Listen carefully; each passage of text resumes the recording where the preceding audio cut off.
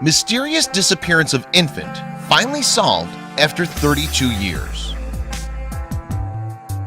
Australia is one of the most naturally beautiful places in the entire world.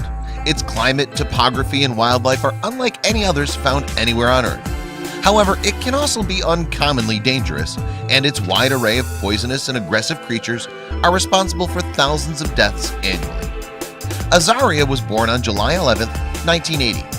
She died on August 17, 1980.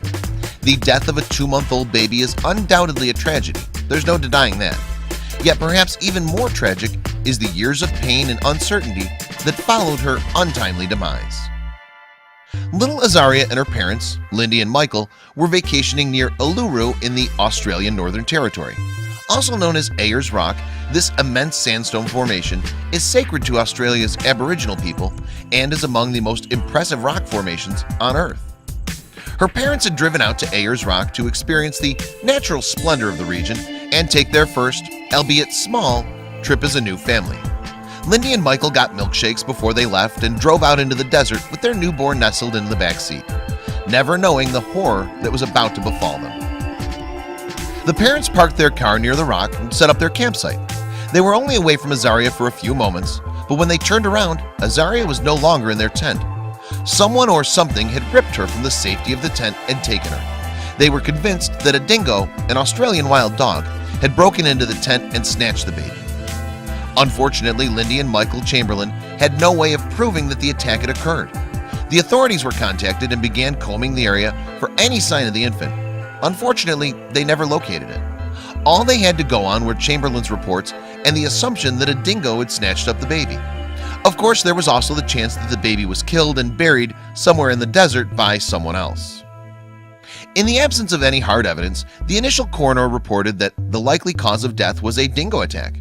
This, however, only worked if police believed the Chamberlain story. A dingo may have stolen the baby, but this did not prove beyond a shadow of a doubt that the dingo was the actual cause of death. The Northern Territory police and prosecutors were dissatisfied with this finding, however, and urged the investigation to continue. Ultraviolet photos of the baby's jumpsuit, as well as a small amount of blood within the tent and undeterminable wounds on her neck, all brought investigators to a very different conclusion. Azaria Chamberlain might have died as a result of her throat being cut. Once the news caught wind of little Azaria's untimely death and her parents' seemingly outlandish story, the press turned against the grieving parents. Public and media attention on the situation polarized the entire nation and even brought up some disquieting rumors about what really might have happened. Fanciful rumors, sickening jokes, including cartoons, seemed to surround the tragedy. There was a great deal of antagonism directed against Lindy in particular, who many agreed did not behave as a grieving mother ought to have. As the authorities began to build the case against the Chamberlains, the wild theories began to fly about. The papers made a great deal about the Chamberlains' Seventh-day Adventist religion, which was unusual in their area and only made them appear more like outsiders. There were theories that the church was actually a cult that sacrificed infants as part of some bizarre religious practice. It also seemed odd that a family would take a newborn baby into the desert. Some people claimed that Lindy was a witch, and the police even got one anonymous tip that the name Azaria meant sacrifice in the wilderness. It means God helped, but that's neither here nor there. In any case, the damage was done. The police had more than enough to bring both the Chamberlains to court. The police alleged that Lindy Chamberlain had cut Azaria's throat in the front seat of the family car before hiding the baby's body in a large camera case. Only once she'd made it back to the campsite and run into other campers did she finally set up the crime scene so as to make it appear that a dingo had broken into the tent and snatched the baby. It was alleged that once the couple and the other campers had gone to look for the baby, she surreptitiously disposed of the body, knowing that a dingo would undoubtedly come and scavenge for it. The case was the most publicized trial in Australian history. What's more, Lindy and her husband were looking more and more guilty day by day.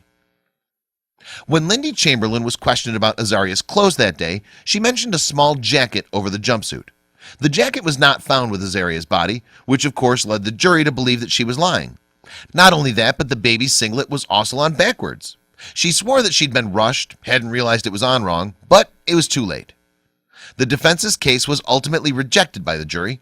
On October 29, 1982, Lindy Chamberlain was convicted of murder and sentenced to life imprisonment. Her husband Michael was also found guilty as an accessory after the fact and was given a much less severe 18-month suspended sentence. Nevertheless, the story wasn't over yet. In 1986, an English tourist named David Brett fell to his death while visiting Ayers Rock. 8 days later, police found his remains lying below where he had fallen amidst a whole host of dingo lairs. As they scooped up his remains, police discovered something peculiar: a torn infant's jacket. The clothing was the missing piece of evidence that the defense needed. It rejected two key points of the prosecution's case and of indicated biased and invalid assumptions made during the initial trial. The case was brought before a new judge who deliberated for nearly 2 years on the validity of the initial findings and verdicts. On September 15, 1988, Lindy and Michael Chamberlain's convictions were appealed. A unanimous vote by the Northern Territory Court of Criminal Appeals had proven what they'd been saying all along: they were not responsible for their daughter's death. The Chamberlains had suffered unduly for years, not just in the court proceedings and in prison, but also in public. Many of their friends, neighbors, fellow Australians, even the world as a whole, still believed them to be murderers and liars. Then, 2 years after they were exonerated, the Chamberlains were awarded $1.3 million in compensation for wrongful imprisonment. It wasn't much, however, and only covered a third of their legal expenses. In 2012, which was about 32 years after Azaria's death, the Chamberlains' versions of events was officially confirmed. A coroner re-examined the details of the case and compared it to the newfound information on the brazen behavior of modern dingoes. Azaria's death was in fact the result of a rare and unexpected dingo attack. Since the story broke in the fall of 1980, numerous books have been written about the case. It's been made into a TV movie, a feature film, a miniseries, a play, an opera, and a concept album. It's also been referenced in pop culture many times over the years, most notably by the Elaine character on the sitcom Seinfeld.